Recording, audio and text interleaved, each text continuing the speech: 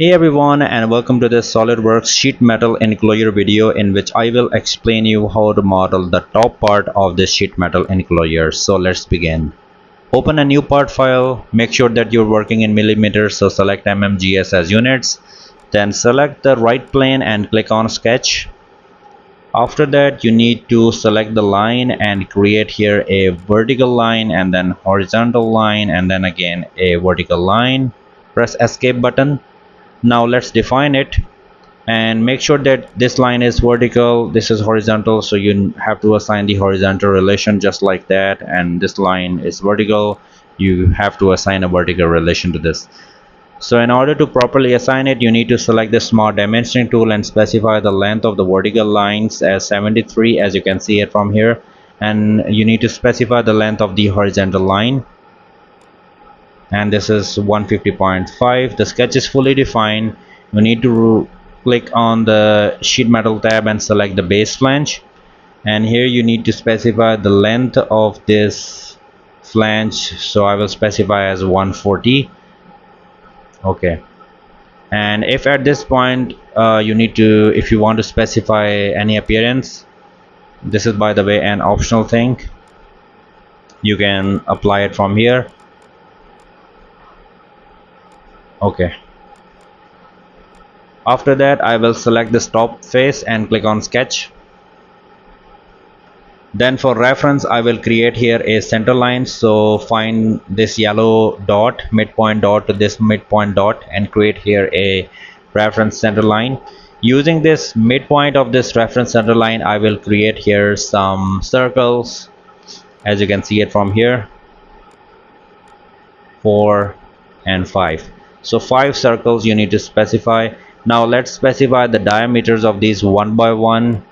So the bigger circle is 100, the second, so this is going to be 80, 60, 40 and 20. So these are total 5 circles on the same midpoint. After that I will select the line and create here a midpoint line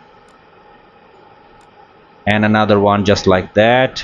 Now let's select the smart dimensioning tool and select this line and the reference line, and here specify the angle, which I will specify as 45. After that you need to select these two lines and specify the angle between these two as 90 degree. The sketch is fully defined, as you can see it from here. We can apply the vent tool, so I need to go to the sheet metal and select the vent. In the boundary window I will select the most outer circle, as you can see it from here, and then if you go down here you have option to specify the radius, which I will specify for example 2. For the ribs window I will select the two lines. You can specify the thickness or width from here, and also you have option to specify the spars, and in here I will select all the circles and then I can specify the dimension from here as well, the width of these, and then check the box, and this is our vent applied. If you want to edit it, you need to right click on the vent and select the very first option, which is edit features, and if you want to change the radius I can increase it from here, and if you want to change the thickness, and I think it's not gonna work, so let me change the radius to 2 again and then check the box. So yeah, that's fine, it looks good. Okay, now I will select the same face and click on sketch, and I will create here once again from this midpoint to this midpoint a reference center line, and I will create here 2 circles at the same origin midpoint, the midpoint of the reference center line. Then I will specify the diameters of both one by one. So 135 and 120 millimeters are the diameters for both. After that I will select a reference center line and create here a reference center line at 90 degree. Then I will select 2 more reference center lines inclined just like that. Then I will select smart dimensioning tool and specify the angle between these two lines as 20, and similarly the angle between these two lines as 20°. Now the sketch is fully defined, so I will select the trim entities from here, and using the power trim I will erase this area, and then I will erase these two and this area as well. I will only keep the middle arcs.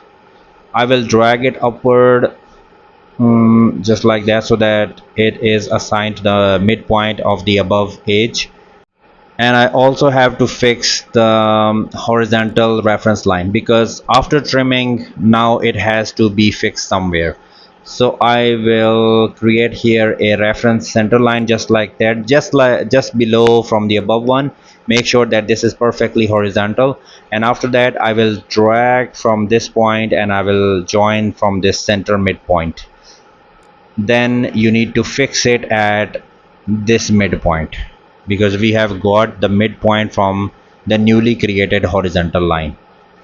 After that, let's select the 3-point arc and create the 3-point arc just like that.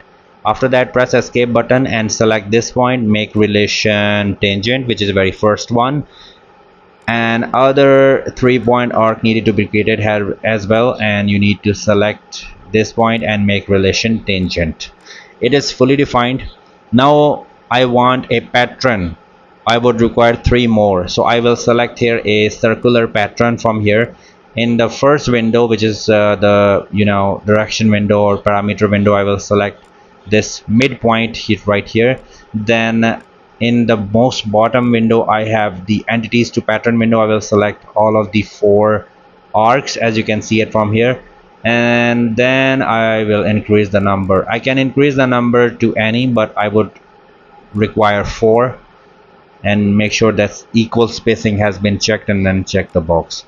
After that, go to sheet metal and select extruded cut and link to thickness, and then check the box.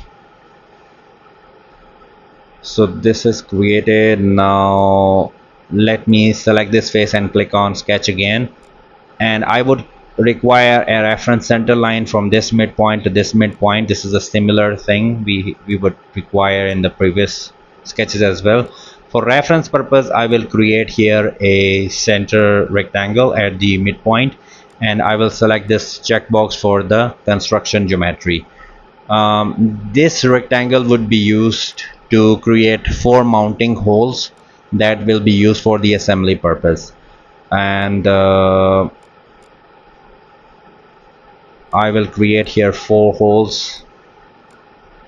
Since all of these holes are equal, so I will specify the equal relation later.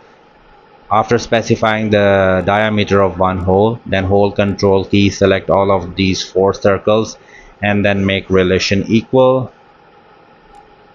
Otherwise you have to specify the diameter of all the 4 circles. Then I will select the sheet metal tab and select extruded cut. Link to thickness, you need to check this box, or it's up to you. You have to specify extruded through all, then check the box. Okay, select this face and click on sketch. I will cut another hole here, and from this point to this edge I will specify the distance, which is 20. Specify the diameter, which is also 20. From the center point to bottom edge, 40 mm distance. Go to sheet metal tab and select extruded cut, and up to next or link to thickness, and check the box. Okay, now I will save this as the top part, and in the next video I will explain you how to assemble the bottom and the top piece, guys. And if you find this video helpful, then please hit the like button and subscribe to my channel. Thanks for watching.